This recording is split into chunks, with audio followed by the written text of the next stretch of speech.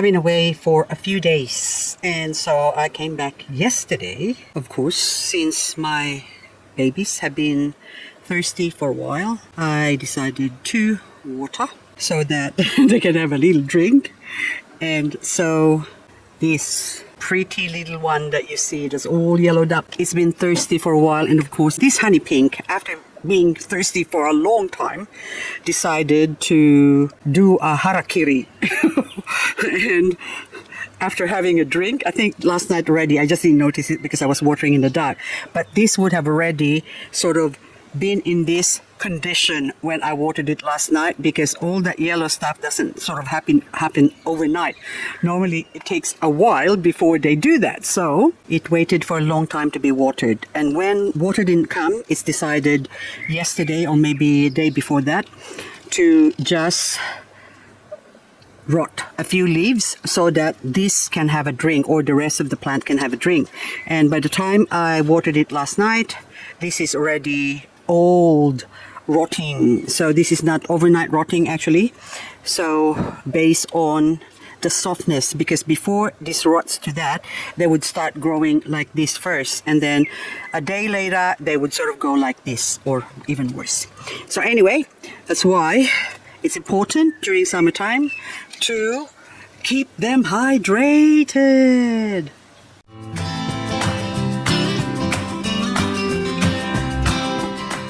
Today we had 33 degrees Celsius, and last night, of course, I watered, and so I want to see, like, I actually saturated this area last night, and now I can feel that it's light again. So it didn't take long for them to dry up. So this one as well, you can see that there's a bit of wetness on the soil there, so it's still wet. This Ionium butterfly, and beautiful butterfly. So actually this butterfly is dormant right now, because most Ioniums, just like the Sempervivum, is also dormant during summer, and they do the growing when the temperature is low. Some of them actually grows best during winter if you are in an area where you don't experience snow. But if you live in an area where you have a lot of snow, they can survive the snow, they can be buried with snow, and then when springtime comes, they come alive again.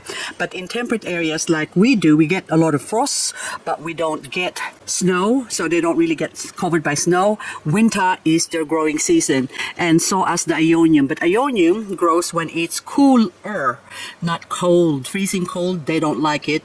They go dormant. And also when it's too hot, like today, it also goes dormant. So this one's now, right now, that's not a good time to take some cuttings, because it's going to take a while, another couple of months, before they will start growing roots.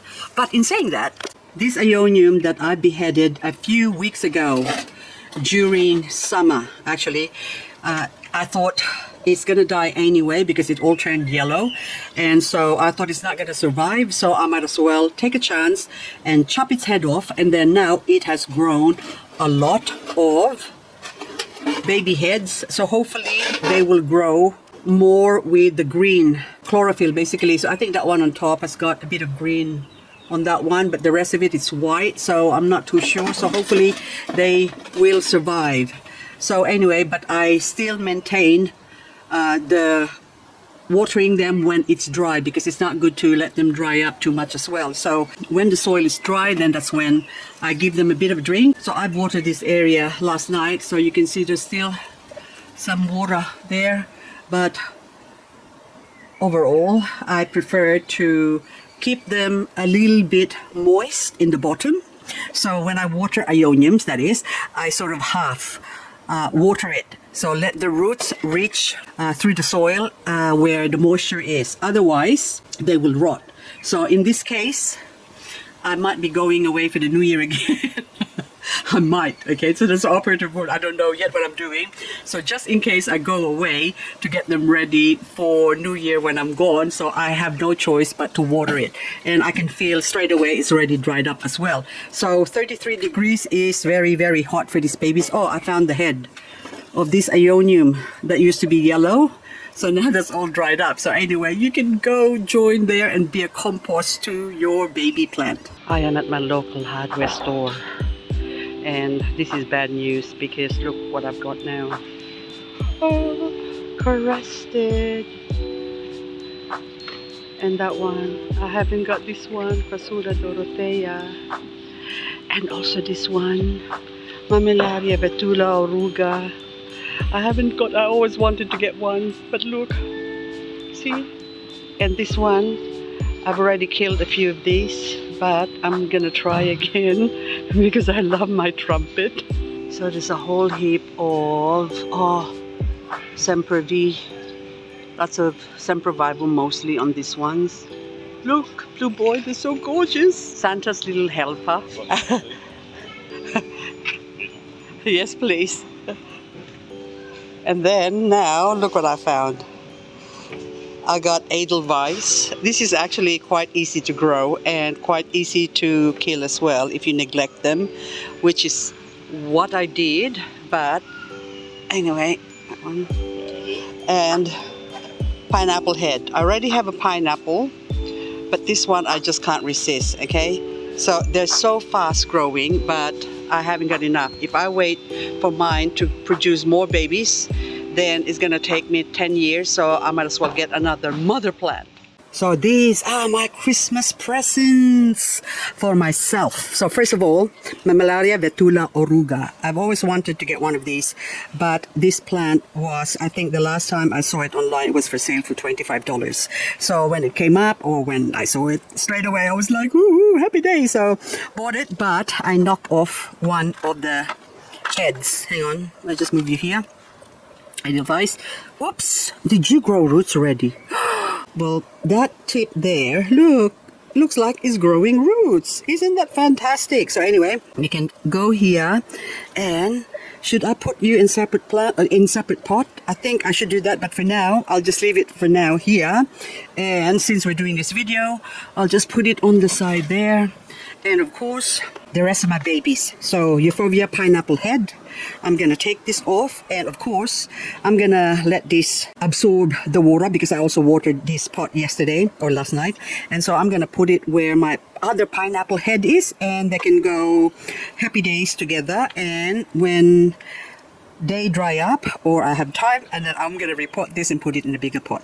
So that is my Euphorbia japonica original mama, which I only started with just one head like this, but look at it now. I also harvested a few of the heads, so I don't know where I put it, but it's somewhere here around this vicinity. But anyway, this one now, I need to put this one here so I can repot that, and I'm going to leave the label. That way it's a good indication that this is the one I bought last, or else I will forget. Oh, there's a couple of babies that I took a few weeks ago from a Euphorbia japonica, and looks like they are growing a few little leaves on top. So my little Edelweiss, my Brazilian Edelweiss that is. So this is called Sinningia leucotricha. Now, I had a Sinningia leucotricha, and I actually bought a big plant, and I paid good money for that plant. And of course, during the course of my life, in the past, I have to neglect it and not look after it, and of course it died. It actually grew quite big, but now I'm starting again. So this one doesn't like being in direct sunlight, if you grow them outdoors that is, so they like to be in the shade, but indoors they like a lot of light. And the one I had, I made a mistake of putting it somewhere in sort of a protected area, so it grew really long, and of course the leaves that is, and then eventually of course I forgot to water it, and then it died during winter when we went away prospecting. And so now this one, I'm going to leave this here to grow during the summer in a shaded area here where my other precious babies are. So I'm going to keep this one maybe just there. I'll sort that out later on, but I would prefer, or that thing would prefer, to be grown in a shaded area. And of course, watering or summer is actually the best growing season.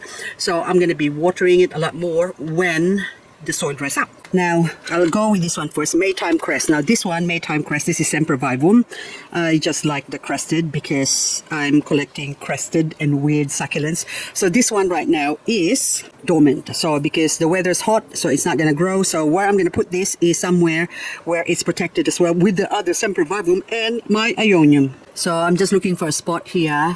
I think I'm just going to put it, okay, somewhere not too exposed to the sun. bright light, but of course no direct sunlight because they don't really like the sun, so it can be protected by this beautiful baby here. What are you? I think it's Morgan's Beauty. Look how beautiful this is. And again, that one rotted as well from last night's watering. That's last night's watering, I think.